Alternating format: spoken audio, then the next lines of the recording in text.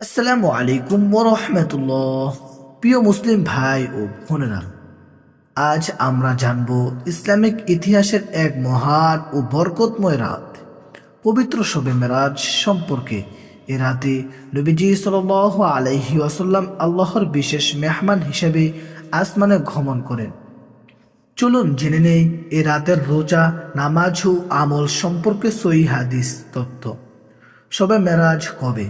শবে মেরাজ 2026 তারিখ শুক্রবার 16 জানুয়ারি 2026, রাত বৃহস্পতিবার, রাত 15 জানুয়ারি, দিবাগত রাত।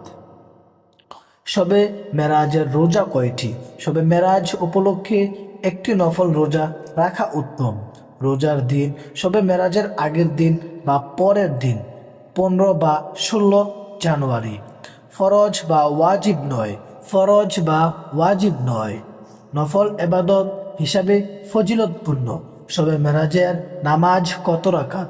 নির্দিষ্ট কোনো ফরজ বা বিশেষ নামাজ নেই, তবে যা করবেন নফল নামাজ, তাহাজ্জুদ নামাজ 2 রাকাত করে, যত পারেন নফল নামাজ। প্রতিটি রাকাতে সূরা ফাতিহার পরে যে কোনো সূরা পড়তে পারবেন। শবে মেরাজের আমল কি কি?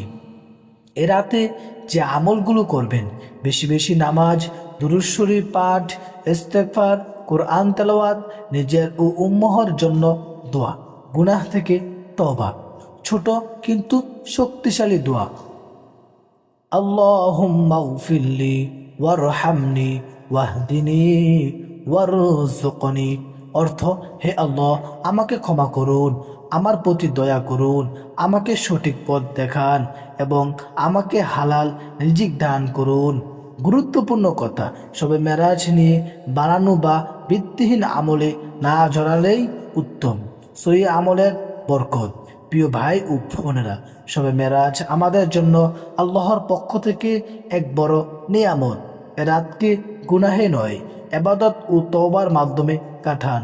ভিডিওটি ভালো লাগলে লাইক দিন, শেয়ার করুন এবং চ্যানেলটি সাবস্ক্রাইব করুন। আল্লাহ হাফেজ।